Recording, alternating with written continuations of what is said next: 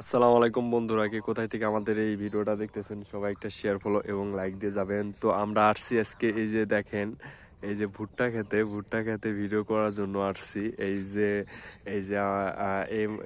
ভাই আসছে ভিডিও বানাইতে, ওই ভাই আসছে ভিডিও বানাইতে।